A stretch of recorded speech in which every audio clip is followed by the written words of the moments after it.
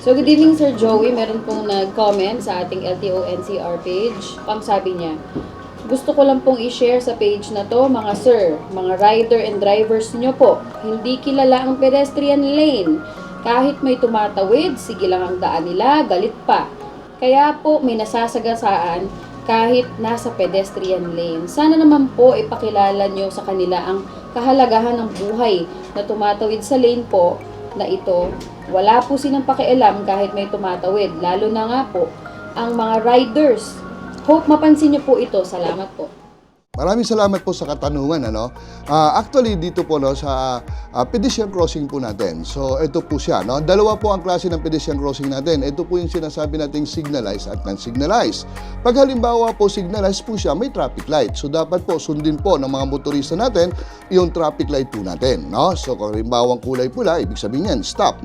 So, dapat din po yung mga tumatawid sa kalsada, dapat sundin din po nila. Pag halimbawa po, bawal pang tumawid, bawal po munang tumawid. At number 1 po dito, dapat po sa tamang tawiran po tayo pag tumatawid para maiwasan po natin ang disgrasya. Okay, yung pangalawang klase po na pedestrian crossing po natin, ito po yung sinasabing non-signalized. Pag sinabi natin non-signalized po, wala po siyang traffic light. Okay, pero may traffic sign. So ano po ba ang rules na susundin po natin?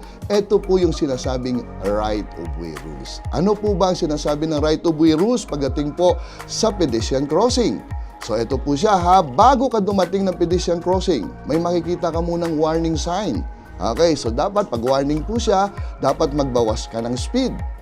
At pag halimbawa po may tumatawid sa pedestrian crossing, so dapat huminto ka. At bago po dumating sa pedestrian crossing, meron tayong sinasabing stop line. Doon lang po tayo dapat huminto.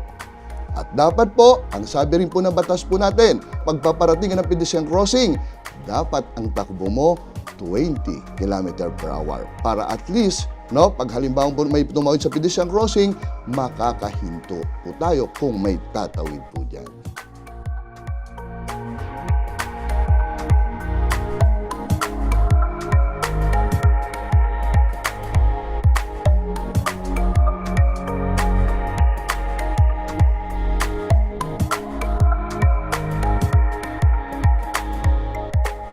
Okay, so lagi po nating tandaan, basta driver, road safety lover. At pag masasabi po nating road safety lover po tayo, dapat pagdating sa kalye, maging disiplinado po tayo at lagi po nating tandaan, ang kaligtasan po ay para sa lahat. Better safe than sorry.